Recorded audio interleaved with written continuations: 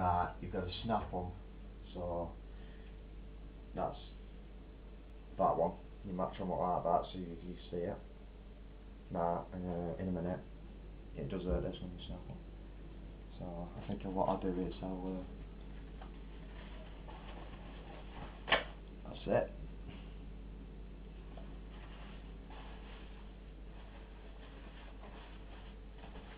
Normally I use a pair of pliers for this, but you know, that's it. There you go. So because it's knackered anyway, it doesn't matter. Now, hang on, in it. Get that, and I mean you've got to really make sure that you know you've got something there, because believe me, this starts hurting and it cuts your fingers though. I mean it's really bad. So when you scrape it, right, you get it in like that, and all you do is you ease it in and you scrape away like that. And you have to keep doing it, and then eventually,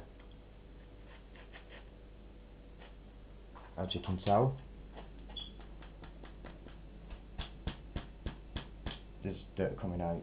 But yeah, you got to get them so they're nice and shiny, because if you put new rings in now it'll just snap them, even with them in, if you put them in correctly. So you got to like really, as you can tell there, you can start to see now it's going like that.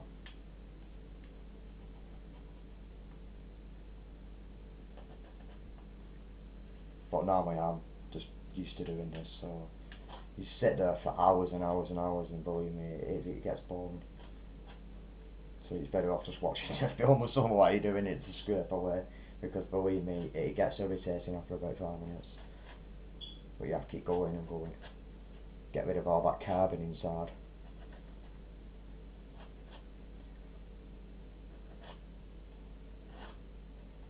But yeah, I snapped that on purpose. I did that just to let you see what it actually does when you're too confident over it. Oh yeah. So don't forget though, when you get your old rings off, the way I've showed you, always snap them in half. Snap them in half, and use the edges, as you can see, and scrape away, because they're very sharp. And that's the only way you can clean them, because you can't clean them any other way. Don't get anything else in them, like a drill bit or anything. Try for it cheap, because it won't work. It'll just later on, when you put your engine back together later on, it'll just knacker it off. It won't even start. And another tip as well is when you do put new shells on,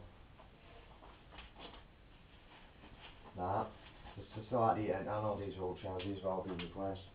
But when you put your new shells on and you put them back into the car, because you have a piston compressor, and it presses it all in right, and then you bang it in with hammer into the ball. Make sure that's not touching edges, because if it is, it'll end up scratching as it's going down. So that's why you've got to have your engine outside and you've got to pull on it. Right, another tip is, when you fit your compression springs, your 2 compression springs, right, never have them like this, so together, so they're open like that, because you won't get no compression in your engine. Always have your top one turns at quarter past, so like that's at 12 o'clock, so it's quarter past, right. You can leave that where it is, and then turn your oil scraper direct around again to 6 o'clock, and that's how you do it, and then clamp it there. But really, you've got to soak them in a tub of oil for overnight before you can do this. It'll make it easier. Clamp it there, and it'll make your job a lot easier as it's going in. And when the piston goes in, it'll move up and down more freely. And then when you start rotating your crankshaft manually, you'll feel it in the crankshaft on your bar or something. When you turn it manual, you'll actually feel it going stiffer and stiffer and stiffer. It's very important, especially to petrol engines, because petrol engines rely on their compression pretty bad. With a diesel engine it's different. Diesel engines don't rely on the compression, they rely on something else. They rely on the fuel system. That's all it is, that's it with them. So now you've seen it, actually in these. So now when I next time you see these now, they'll all be nice and cleaned up, nice and shiny. You know, all these marks will be gone, you know, and they'll all be having new rings put on. So I'll show you how to put them on, and that's about it. Okay,